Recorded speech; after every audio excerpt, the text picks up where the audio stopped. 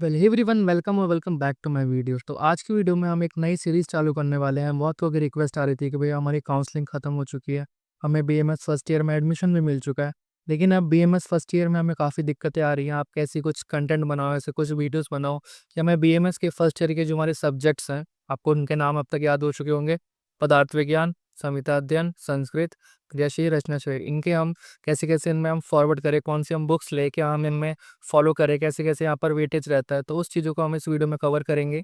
इसमें हम सारे सब्जेक्ट कवर करेंगे इस सीरीज़ में। हमारी फर्स्ट जो हमारा सब्जेक्ट है, वो है हमारा पदार्थ विज्ञान। पदार्थ विज्ञान हमारा बीएमएस फर्स्ट ईयर का फर्स्ट सब्जेक्ट माना जाता है। इस वीडियो में हम पदार्थ विज्ञान का पूरा रोड मैप कवर करेंगे। क्या इसमें आपकी मार्किंग स्कीम रहती है? क्या इसमें आपको एग्ज़ाम्स देखने को मिलते हैं? कितने आपको पेपर देखने को मिलते हैं? 2 पेपर देखने को मिलते हैं, 1 पेपर देखने को मिलता है? वाइवा कितने नंबर का होता है? प्रैक्टिकल में क्या होता है? फिर देखेंगे अब इसमें सब्जेक्ट मैटर क्या है? मतलब पदार्थ विज्ञान में आप बेसिकली ओवरव्यू में पढ़ते क्या हो? देन इसमें हम बेस्ट बुक्स देखेंगे हिंदी के लिए और इंग्लिश के लिए, और आपको इसे कैसे अप्रोच करना है ताकि आपको इसमें कोई दिक्कत आगे ना आए। ये सारी चीज़ हम इस वीडियो में देखने वाले हैं। तो स्टार्ट करते हैं। सबसे पहले हमारी जो बात है मार्किंग स्कीम और एग्ज़ाम के बारे में। देखो, 18 महीने का आपका बीएमएस फर्स्ट प्रॉफ है, तो सबसे पहले बहुत लंबा सफ़र है। नीट तो फिर भी 12 महीने का था, ये आपका 18 महीने का सफ़र है। तो सबसे पहले ध्यान दो सब्जेक्ट को जानने में, क्या मार्क्स हैं, क्या एग्ज़ाम्स हैं, ये सारी चीज़ों पे ज़्यादा फ़ोकस करो स्टार्टिंग में। तो मार्किंग स्कीम की बात करें तो आपके 2 पेपर यूजुअल वही होंगे। 2 पेपर आपके प्रॉफ में होंगे, पेपर 1, पेपर 2। पेपर 1 आपका 100 मार्क्स का होगा और पेपर 2 भी आपका 100 मार्क्स का होगा। तो टोटल आपके 200 नंबर की आपकी थ्योरी होगी प्रॉफ एग्जाम में, एंड प्रैक्टिकल आपका होगा 200 मार्क्स का, जिसमें से 100 मार्क्स का आपका रियल प्रैक्टिकल होगा, 60 मार्क्स का आपका वाइवा होगा जो टीचर आपका एक्सटर्नल आपसे पूछेगा 15-20 मिनट। इंटरनल असेसमेंट आपका होगा 30 मार्क्स का। आपको पता होगा अब तक 9 पीए 2 टर्म मिला के जो भी आपका एवरेज टाइप बनता है वो आपका इंटरनल असेसमेंट आपका आएगा 30 नंबर का, और 10 नंबर का आपका एक इलेक्टिव होता है। इलेक्टिव देखो ऐसा होता है ना कि इट्स लाइक एनसीईआरटी ने ऐसी कुछ चीज़ बना रखी है कि जो बीएमएस में हम पढ़ रहे हैं, उसके अलावा हमें एक एक्स्ट्रा थोड़ी-थोड़ी कुछ नॉलेज हो जाए। तो इसलिए हर बच्चे को इलेक्टिव में कुछ सब्जेक्ट्स होते हैं, 3 से 4 सब्जेक्ट होते हैं, उसको उसको उसकी कुछ वीडियोज़ देखनी पड़ती है, देन उसका एग्ज़ाम सॉल्व करना पड़ता है, और उसको इलेक्टिव में पूरे 10 नंबर मिल जाते हैं। मतलब ये 10 के 10 नंबर आपको पूरे के पूरे मिलेंगे, कोई टेंशन की बात नहीं है। बस आपको थोड़ा-सा यहाँ पे टाइम देना पड़ेगा और वीडियोज़ को देखना पड़ेगा। बेसिकली आपको चला के छोड़ देना है, आपका मर्ज़ी है तो आप देख सकते हो, वो आगे की बात है। तो 10 नंबर आपको इलेक्टिव के पक्के-पक्के मिलेंगे। तो एग्ज़ाम्स आपके 9 पीए होंगे, 2 टर्म्स होंगे, हर 6 महीने में 6 महीने के अंदर आपके 3 पीए होंगे। फिर हर 6 महीने बाद आपका 1 टर्म होगा, फिर 6 महीने बाद एक और टर्म होगा, और जो लास्ट टर्म है आपका 6 महीने बाद, उसके बाद आपका सीधे प्रॉफ होगा। तो 9 पीए आपके होंगे, आपको पता चल गया होगा, 15 मार्क्स के होंगे, 15 मिनट का होगा। 2 आपके टर्म एग्ज़ाम होंगे, 100 मार्क्स के होंगे और 3 घंटे के होंगे।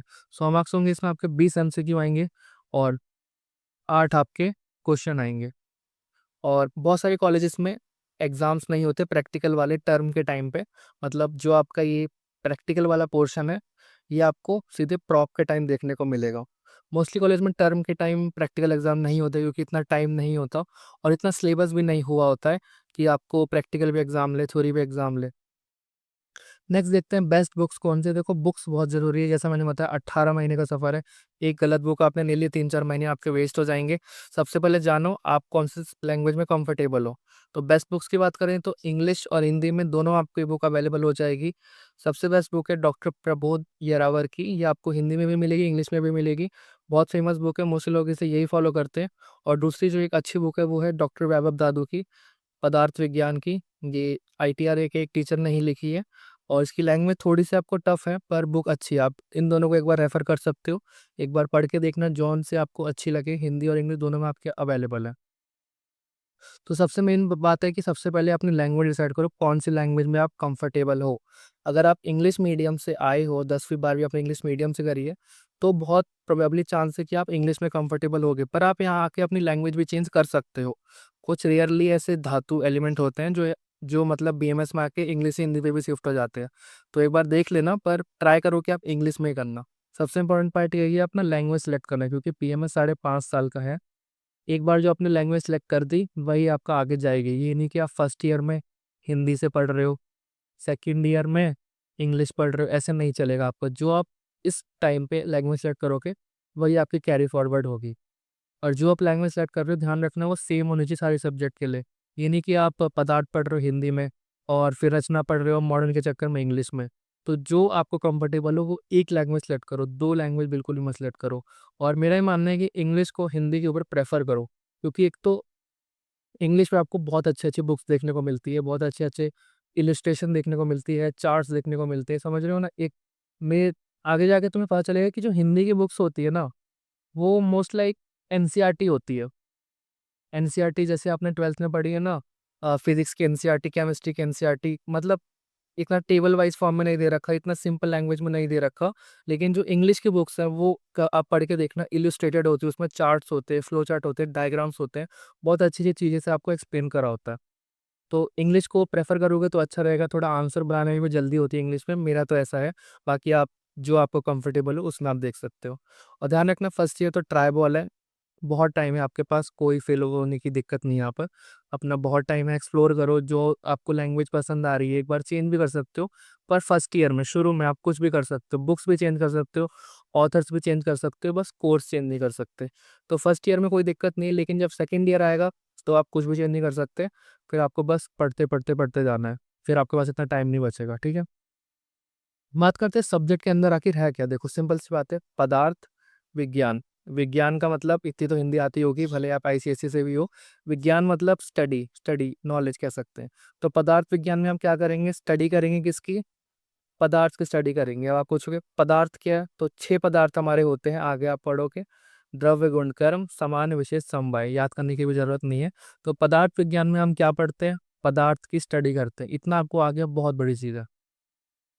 तो 2 पेपर होते हैं, देख तो दोनों पेपर में क्या-क्या होता है। पेपर 1 जो हमारा है देखो, उसमें हमारे बेसिकली पदार्थ होते हैं, पदार्थ की स्टडी होती है।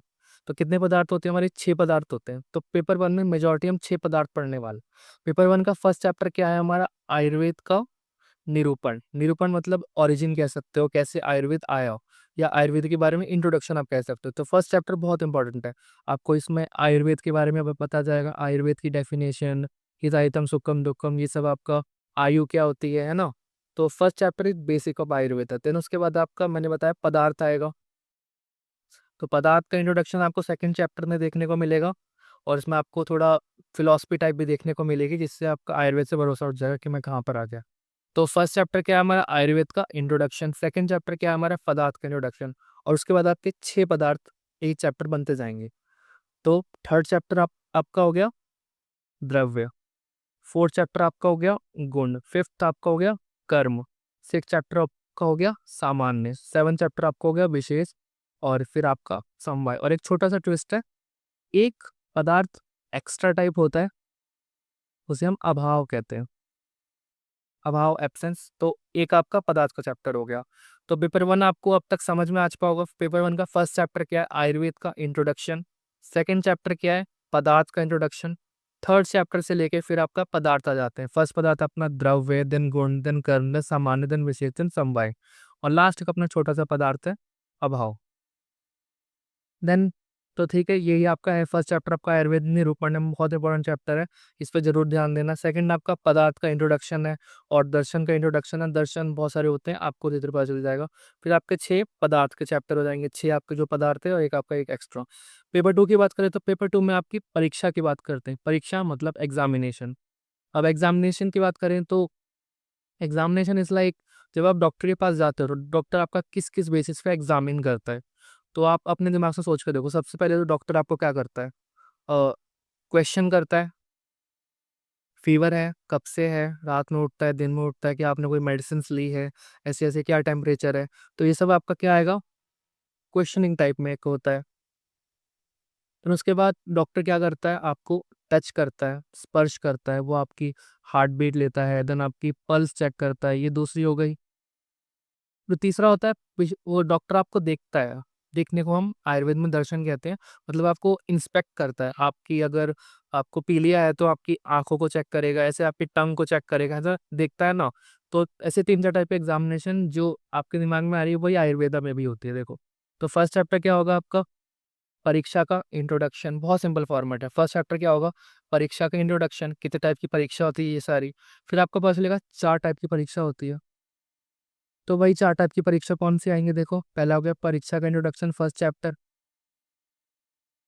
फिर आपकी जो 4 टाइप की परीक्षा है वो आपके 4 चैप्टर बना देगी, और हर बार की तरह जैसे पदार्थ एक एक्स्ट्रा था, एक एक्स्ट्रा पदार्थ है आपका, देन ऐसे ही आपका एक एक्स्ट्रा परीक्षा भी मान लो। परीक्षा 4 होती है, आप बाद में आके पढ़ोगे। आप्तोपदेश, प्रत्यक्ष है, देन अनुमान है, देन युक्ति है। रफली आइडिया तो देखो, आप्तोपदेश मतलब आपका उपदेश मतलब क्वेश्चनिंग, जो क्वेश्चन आपसे डॉक्टर पूछता है। प्रत्यक्ष मतलब प्रत्यक्ष मतलब विजुअल, जो आपको डॉक्टर देख रहा है। देन अनुमान मतलब तो आप समझते हो, अनुमान लगाना, है ना। अगर पेशेंट कह रहा है कि मैं दिन भर में नहीं खाता हूँ, तो उसको उसको भूख नहीं लग रही है, आपका अनुमान हो गया। और लास्ट में एक अलग सा चैप्टर है कार्यकारण सिद्धांत। तो अब तक आपको पेपर 1 और पेपर 2 का सिलेबस तो समझ में आ गया ना। तुमने ये समझ लिया तो 20% सब्जेक्ट तुम अब तक समझ चुके हो। लोगों को फर्स्ट टर्म के बाद तक भी समझ नहीं आता कि आखिर पेपर 1 पेपर 2 में है क्या। सबसे फर्स्ट स्टेप यही है, पेपर का सिलेबस देखो, ब्लूप्रिंट देखो, ये सब देखो। ये समझ में आ जाएगा, तुम्हें समझ में आ जाएगा क्या है, वरना लोग सीधे पढ़ना चालू कर देते हैं। नेक्स्ट हमारा जो पॉइंट है, कैसे आपको अप्रोच करना है इस चैप्टर को, मतलब इस सब्जेक्ट को वो कैसे अप्रोच करना है। सबसे पहली बात तो सबसे इजी सब्जेक्ट है, इसमें कोई डाउट नहीं है, कोई इसमें दो राय नहीं है। कोई इसे कह दे कि पदार्थ डिफिकल्ट सब्जेक्ट है, सबसे इजी सब्जेक्ट है। अगर तुमसे ये नहीं हो रहा तो कुछ भी नहीं हो पाएगा, तुम बीएमएस की तैयारी छोड़ दो। ठीक है। और बेस ऑफ आयुर्वेदा है। वैसे तो काफ़ी अलग सा कॉन्सेप्ट आपको पदार्थ में देखने को मिलेगा। आपको इंग्लिश में कहें तो इसे क्वांटम मैकेनिक्स टाइप को शब्द कहते हैं, वो पता नहीं कैसे कहते हैं। तो ये आपका बेस ऑफ आयुर्वेदा है। इसमें जो आप कॉन्सेप्ट पढ़ोगे वो आपका संहिता में, क्रिया शरीर में और रचना शरीर, तीनों में आपको यूज होगा। तो अच्छे से इस चैप्टर को आपको, इस सब्जेक्ट को आपको पढ़ना है। फर्स्ट टाइम आपका वही है, एनालाइज करो एनसीआईएसएम सिलेबस। सर्च करो गूगल पे पदार्थ विज्ञान सिलेबस एनसीआईएसएम, फर्स्ट पीडीएफ आपको मिल जाएगी। वैसे ही आप संस्कृत का सर्च करो, रचना शरीर का सर्च करो, सब आपको मिल जाएगी। इस सिलेबस से आपको वेटेज और टॉपिक पता चलेगा, और क्या आपको पढ़ना है, क्या आपको ज़्यादा अच्छे से पढ़ना है, क्या आपको कम अच्छे से पढ़ना है ना, आपको प्रायोरिटी वाइज पता चलेगा। अब कुछ बात करते हैं, देखो कुछ कॉन्सेप्ट जो पदार्थ के हैं वो रिपीट हो जाते हैं। जैसे कि 6 पदार्थ हैं, इन 6 पदार्थ हमने पढ़ा, पेपर 1 का मेजॉरिटी पोर्शन 6 पदार्थ ही है। इन 6 पदार्थ आपको चरक सूत्र के चैप्टर 1 में मिलने वाला है। मतलब जो आप संहिता पढ़ोगे उसका चैप्टर 1 और पदार्थ यहाँ पर लिंक होने वाला है, तो यहाँ पढ़ोगे वहाँ भी काम आ जाएगा। देन परीक्षा है, ये जो परीक्षा है इसकी डिटेल आपको चरक के सूत्र के 11 में मिलने वाली है, तो अगेन लिंक हो रहा है। सो ऐसे 3-4 चैप्टर आपके संहिता के भी कवर हो जाएंगे आधे आधे, अगर आप पदार्थ अच्छे से करोगे, या वाइस वर्सा। तो अच्छे से करोगे तो आपका काम बचेगा। ठीक है। और बहुत सारे श्लोक जो पदार्थ के वो संहिता में रिपीट होने वाले हैं, बाय हार्ट याद कर लोगे तो आगे आपको काम आएगा। तो स्मार्ट बनो और इसे लर्न कर लो जल्दी से जल्दी बाय हार्ट। आपको डुअल बेनिफिट्स देखने को मिलेंगे, दोनों सब्जेक्ट में आपको एस मिलेगा। और जैसे मैंने बताया, बेसिस ऑफ आयुर्वेदा, इसके जो कॉन्सेप्ट है वो बाकी जगह भी यूज होते हैं, और छोटा सब्जेक्ट भी, इसे जल्दी से जल्दी कर लोगे तो आपका अच्छा रहेगा।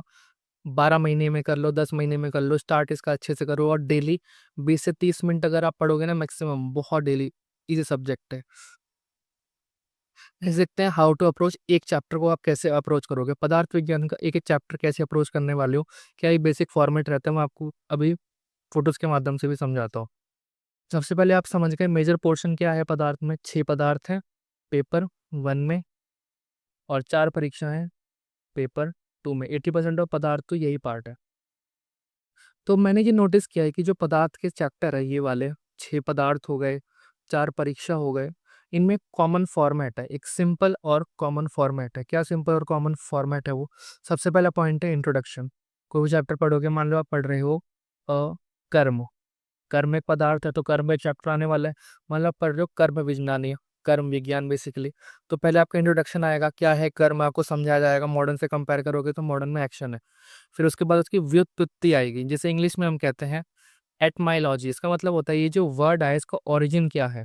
ओरिजिन मतलब इसमें धातु कौन सा यूज किया है, संस्कृत का वर्ड, इसमें प्रत्यय कौन सा यूज किया है, इस वर्ड की ओरिजिन कहाँ से है। अगर मैं कर्म की बात करूँ तो कर्म शब्द की व्युत्पत्ति कहाँ से हुई। देखो इंग्लिश में ऐसा नहीं होता, इंग्लिश में तो कैसे भी वर्ड बन जाते हैं, पर संस्कृत में कोई भी वर्ड अगर बनता है तो उसकी एक उत्पत्ति होती है, वो कौन से धातु से आया है, मतलब बेसिकली उसका तोड़ के कौन से इसमें धातु यूज किया, कौन से प्रत्यय यूज किया। एंड उसकी व्याख्या, व्याख्या मतलब डेफिनेशन क्या है, कर्म की डेफिनेशन आएगी। फिर उसके टाइप्स क्या है, कर्म्स के टाइप आएंगे। और लास्ट जो पॉइंट है यूटिलिटी इन आयुर्वेदा, इसका आयुर्वेदा में यूज कहाँ पे होता है।